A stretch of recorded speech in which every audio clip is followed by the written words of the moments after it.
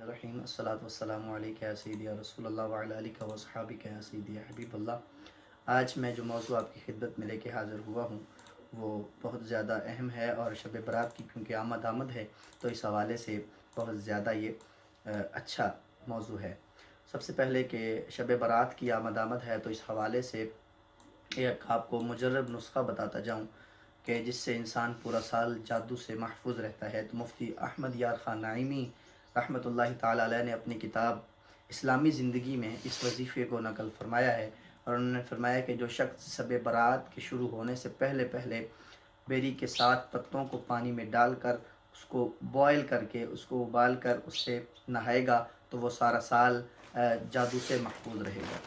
اب آتے ہیں شب برات کے حوالے سے صلاۃ و تسبیح پڑھی جاتی ہے، اس میں وظائف کیے جاتے ہیں، اس میں نوافل ادا کیے جاتے ہیں، تو یہ تمام تر تفصیلات میں آپ کے سامنے حاضر کروں گا۔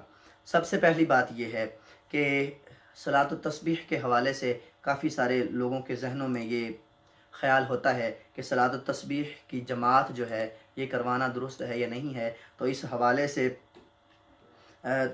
بخاری شریف میں ہے کہ ایک نابینا صحابی حضرت عتبان رضی اللہ تعالیٰ عنہ حضور علیہ الصلاۃ والسلام کو اپنے گھر لے گئے، اور حضور علیہ الصلاۃ والسلام نے حصول برکت کے لیے وہاں پہ نوافل کی جماعت کروائی، یعنی نفل جماعت کے ساتھ ادا کیے۔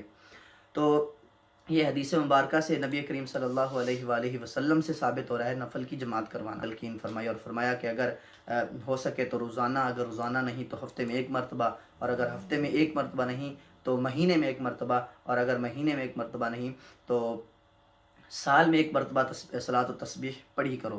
یہ نماز تسبیح کے بارے میں نبی کریم صلی اللہ علیہ وآلہ وسلم حضرت عباس رضی اللہ تعالیٰ عنہ کو تلقین فرما رہے ہیں۔ اچھا، تو سب سے پہلے ہم صلاۃ و تسبیح پڑھنے کا طریقہ جو ہے وہ سنتے ہیں۔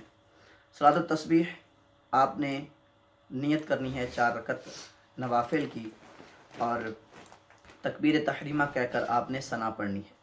ثنا پڑھنے کے بعد آپ نے سبحان اللہ والحمد للہ ولا الہ الا اللہ واللہ اکبر تک یہ تسبیح 15 مرتبہ پڑھنی ہے۔ ثنا پڑھنے کے بعد سبحان اللہ والحمد للہ ولا الہ الا اللہ واللہ اکبر یہ تسبیح آپ نے 15 مرتبہ پڑھنی ہے۔ اس کے بعد آپ نے تعوذ اور تسمیہ پڑھنا ہے۔ تعوذ اور تسمیہ پڑھنے کے بعد سورۃ فاتحہ، اور سورۃ فاتحہ کے بعد کوئی سورت قرآن پاک میں سے اور ملانی ہے۔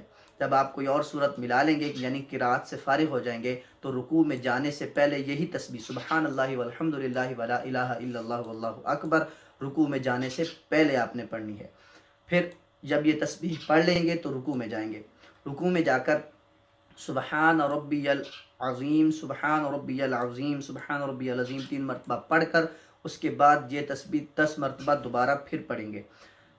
پھر آپ رکوع سے اٹھیں گے۔ جب آپ رکوع سے اٹھیں گے سمیع اللہ لمن حمیدہ اللہم ربنا ولک الحمد کے بعد آپ نے یہی تسبیح 10 مرتبہ پھر پڑھنی ہے۔ پھر آپ سجدے میں جائیں گے۔ سجدے میں جا کر سبحان ربی الاعلیٰ پڑھنے کے بعد آپ نے 10 مرتبہ یہی تسبیح دوبارہ پڑھنی ہے۔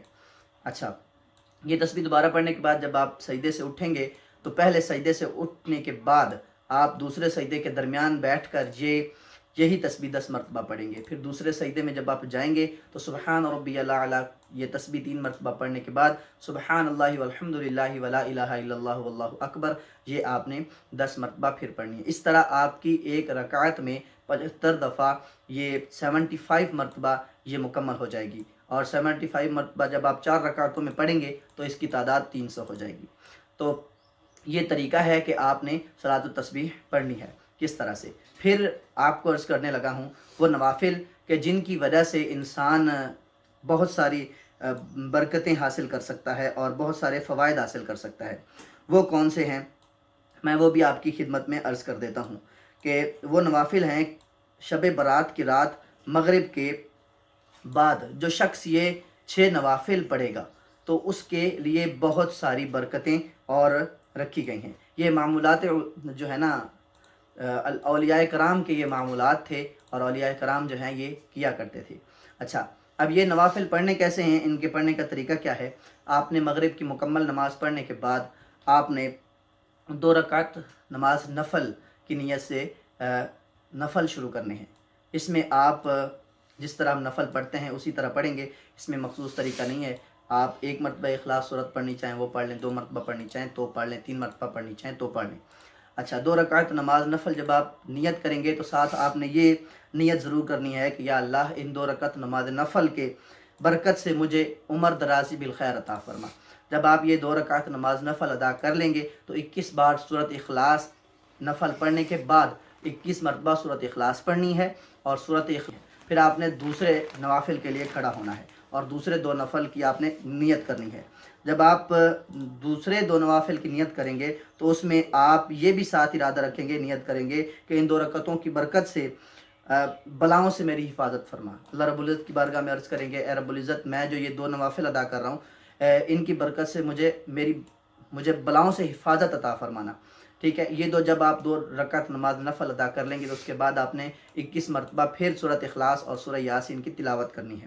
پھر تیسری مرتبہ بھی آپ نے 2 رکعت نماز نفل کی نیت کرنی ہے۔ جب آپ نیت کریں گے تو ساتھ میں یہ بھی آپ نے ارادہ رکھنا ہے اور نیت کرنی ہے کہ یا اللہ ان 2 رکعتوں کی برکت سے مجھے اپنے سوا کسی کا محتاج نہ کرنا۔